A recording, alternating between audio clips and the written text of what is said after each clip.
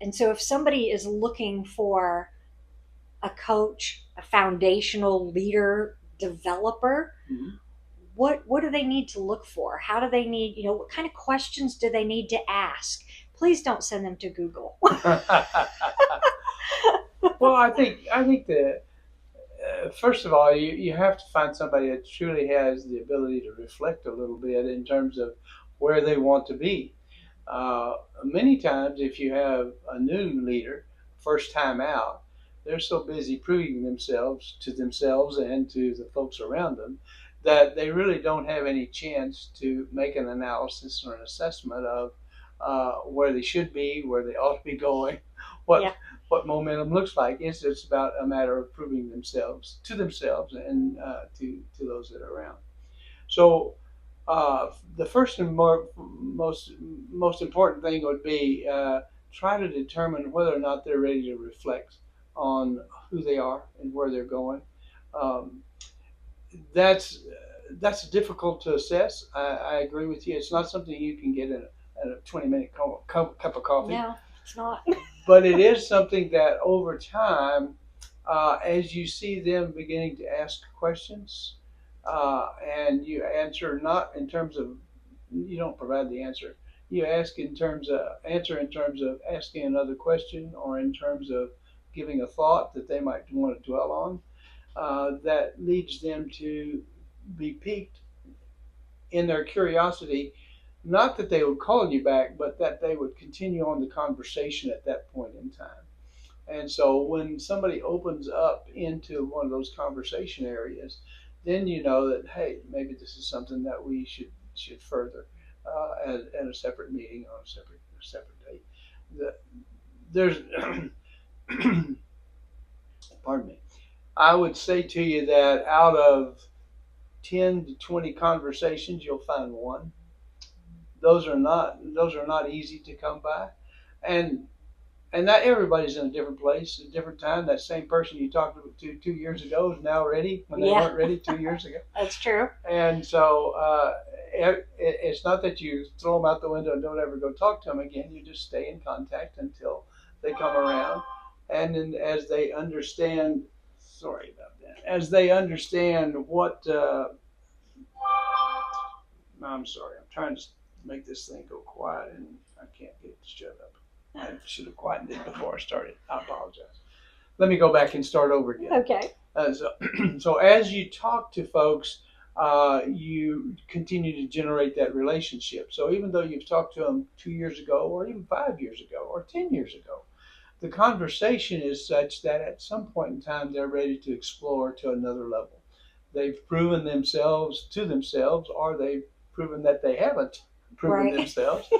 And either way, they're whenever they're ready to expand, then you're listening for those simple kinds of questions in terms of what do you think about, or another kind of question would simply be, I'm having trouble trying to solve this problem, or a comment might be that way, or they might simply make a boy. I don't know how I got into this mess. Well, tell me about it. Well, I don't really want to talk about it. It's great, I understand, but hey, I got a listening ear. Don't charge you any money, but it will take a cup of coffee, you Yeah. know. And let's go visit sometime. I'd Yeah. love to get your experience. And so by talking to them about their experience, you're not trying to solve their problem. You're not trying to pry into their world or into the things they're dealing with. But over time, as you build that connection, that relationship, uh, then they open up more and more, and you begin to get a better and better idea of how you can help them. Uh, Oftentimes, especially when you're trying to start a business, we try to be their answer for a solution. Most of the time, people are looking for a solution; they just don't know it. And so if we, as a consultant, if we come at them with the idea that I've got your answers, just call me. Well, that's the number one thing they don't want. They don't Right. want answers. They mostly want a safe place to vent, because as they vent, they then realize their own answers. As they vent, we ask them questions that allow them to work their way back through different kinds of situations that allow them to go, oh, hey, that would be helpful. I think I'll go do that. You never gave them the answer at all, but again, you sat there as the uh, reflection of what they were talking about, giving them a honest, confidential, and I underline confidential, a confidential, safe place where they can openly reflect and not be judged, and then find a place that that you can help them lead themselves well. And that's why I taught the whole course on what we call the lost powers and virtues, so people could understand. I'm going to make this decision, but it's going to interrupt my momentum, or I'm going to make this decision and it's going to restart me in a different direction. Have I thought about the consequences, unanticipated consequences that could come along with that? Those are the questions that most folks are looking for, is some kind of a reflection back that can help them um, stay focused and be disciplined and not make a turn that will cost them money, or every one of us that have ever had employees never wants to lose an employee. No. You just do not want to. I mean, you feel very responsible for every life you touch, and as I worked with the CEOs, some of them had 10 employees, some of them had 300, 400 employees. Uh, they were all just as important one way or another. Or if they weren't, then that business wasn't moving in the direction it needed to move, because uh, the, the CEO hadn't cast the vision well enough for those employees to do anything but just show up and come to work. Yeah. And so there's a major issue with leading right there in terms of making a business grow. So there's life coaches. I'm not sure what that means still, but there's a lot of people. I'm a business coach, and there's lots of inundation. And I know when I first started, I was like, I do not want to be called a coach, and I just had adversity to that, and I didn't want a coach. I want a business developer to develop me in the business. And then I do know the difference between mentor, coach, and consultant.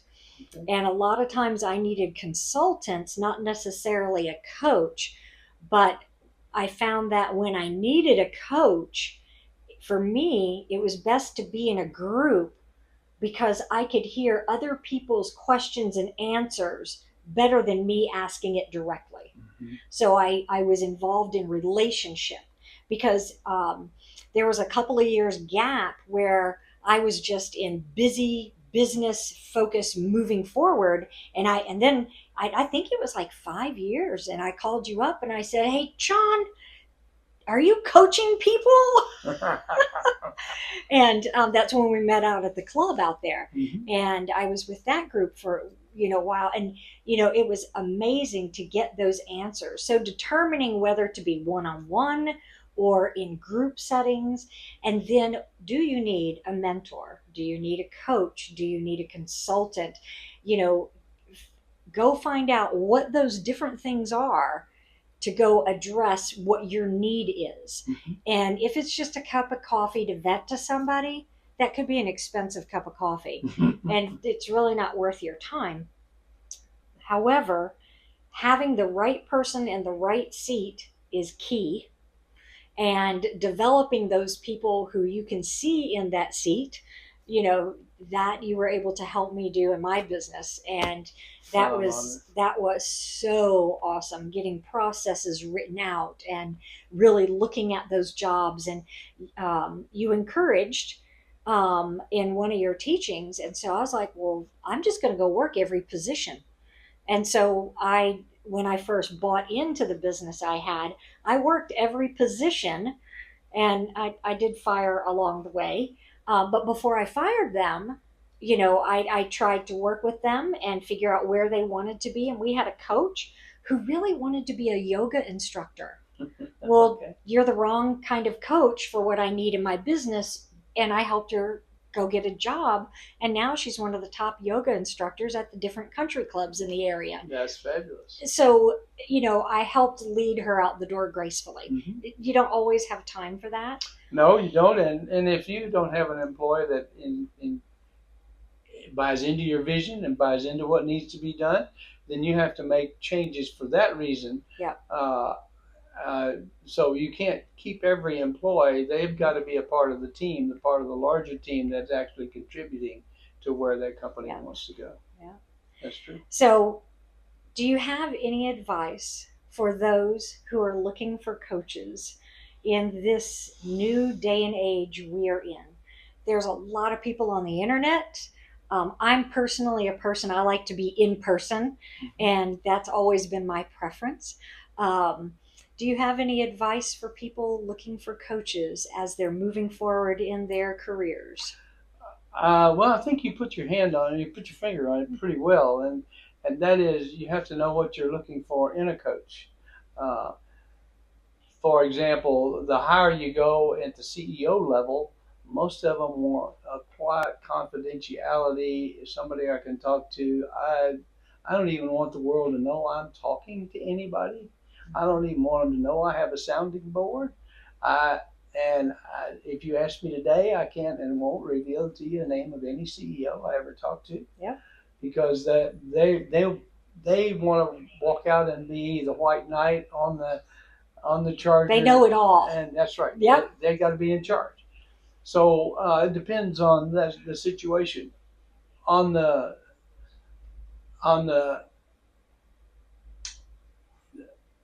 folks that have gotten into a new position and are still proving themselves, there's no need for coaching at all. They haven't fallen enough. They hadn't hit the wall yet. Yeah. Okay. For those, then they have to decide. Okay, am I comfortable enough in my own skin to sit in a room with other people and talk about what I can't do and don't do well? That was hard, by the way. That is very hard.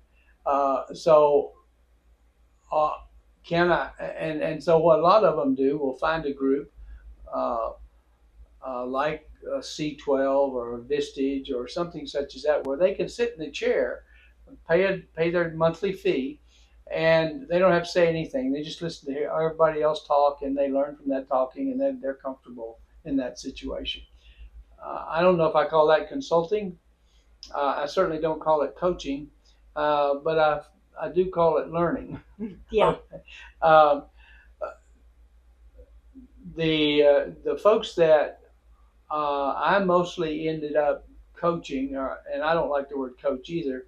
I don't know what word I would use because mentor. I'm not smart enough to be a mentor, and I certainly don't know how to. I don't want to be a consultant because I say consultants are supposed to have solutions, and my job is not to have solutions. My job is for them to come to their own solutions as we talk and discuss. And yes, I may guide the conversation in one way or another, but my job is not for me to have the solution. When I walk out the door, I'm done. Yeah. They own it. That's right. They own it. They have to go to work, so they have to have their own solutions and their own why. So I don't have a good word to put on what we do, because if you say coach, then oftentimes that goes towards sports, and sports coaches become a person who tells you what to do and what position you're in, and how you do it and how well you're doing at it. And I don't think that's really what you're talking about, and certainly not what I was ever talking about. But the real key is everybody's at a different level. I think it's where we really started, and you have to listen for what they're looking for, if they're willing to even speak about it. In some cases, I've been referred by another person who said, "Hey, John, you need to go talk to Joe," and so I'll call Joe and say, "Hey, Fred asked me to give you a call. I don't really know what's going on, but I have time, and I got about an hour on my schedule for a cup of coffee. You got time to grab a coffee?" I don't spend hours on a cup of coffee, so I spend 45 minutes. All right. And if we can get if we can build a relationship over a cup of coffee, and rarely do we talk about the business at all. Mostly we just talk about how the business is going, not his business problems, how he got started in it, what his background is he married, does he have kids, what kind of stresses does he have or in life. And I primarily just talk to guys. I don't like to counsel women. It gets in. That's why you booted me out. No, it gets, because I knew Eric and Eric knew me, there was no questions. Right. But because of today's society, those questions will come up. I just limit my. Well, I think women with women and men with men, I believe, is very important. Mm-hmm. And the reason being is because women approach things different than men. By far. And our understandings of why are very different. Mm-hmm. And I am total agreement with you on that. And that may make some people mad. And frankly, I don't care. Because if I'm serving people, because I'm empowering people and I serve people, I cannot serve a man very well. I got my man. Exactly. And I got my wife. That's right. That's all the opposite sex I need to be helping. That's exactly right. And so we're your point is well taken. We think differently. We approach problems differently. While we think we have an understanding, we really don't have an understanding, and so it will create miscommunications. And so sooner, if not later, that will turn into a disagreeable situation. And so I just don't do it. Well, and I think that sometimes, not always, but sometimes the level of intimacy that's needed in some situations, it's not appropriate. That's true. For it to be, and so it needs to be guarded. Now, I do coaching and I do seminars and retreats, and it's mixed. But I always have my husband with me. Yeah. Yeah. He is always there. Sure. Yeah. And if we're going to meet with a couple, my husband is there. Absolutely. Because he is the total opposite of me. And I always want, like, I'm working with families.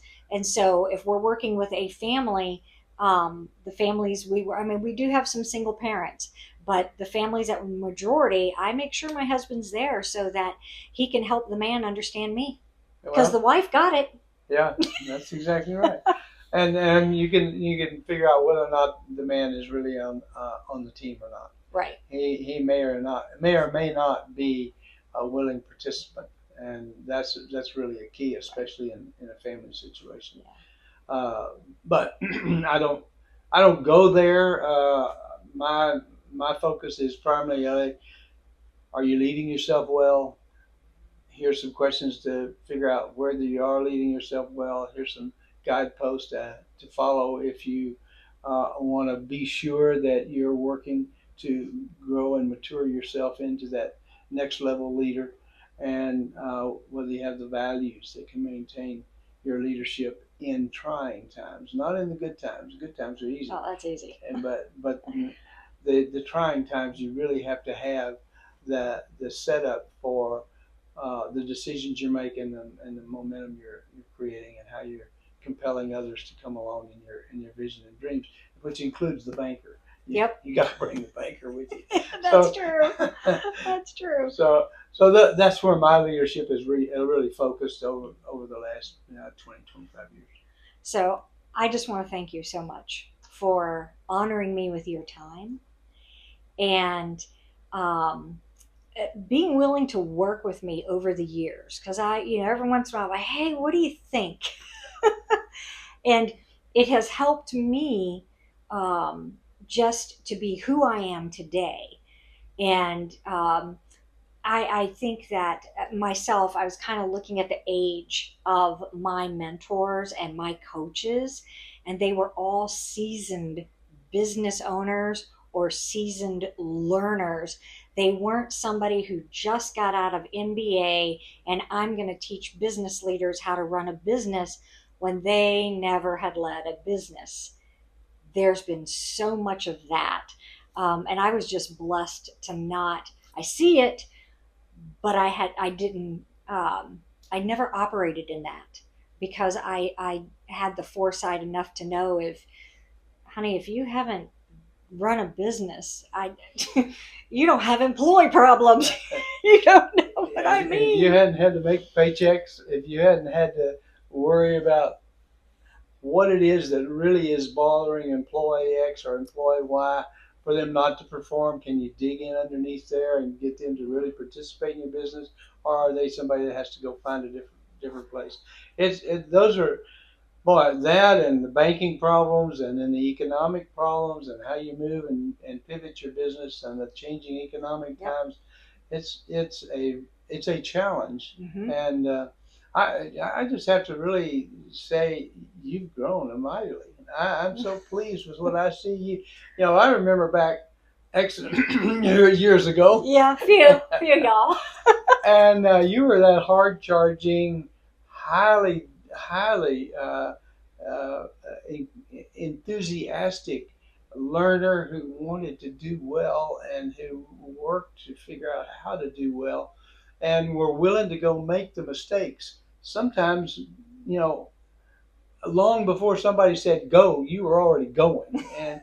And Yep. so just watching you put that all in perspective, watching you mold yourself into the businesswoman you are today, it just makes me really happy to say I know you, and just to say, hey, I remember when, and I've watched her grow. I didn't have anything to do with it, but she has certainly grown, and I've gotten a chance to watch.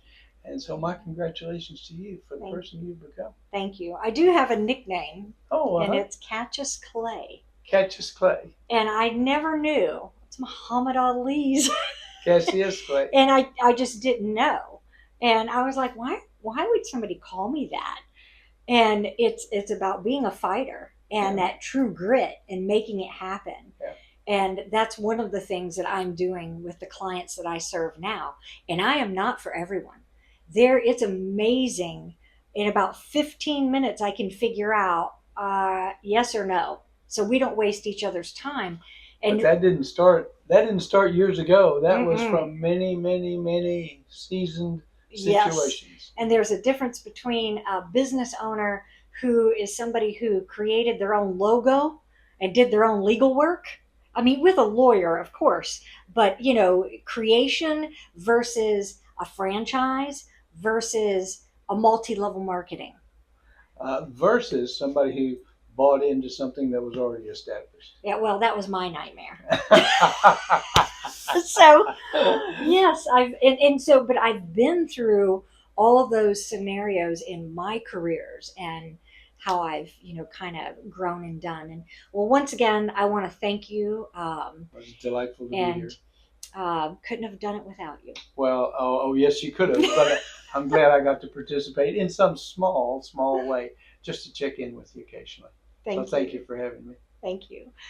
Thank you guys for watching. Please go to my website and get more information on how life can be impacted for you.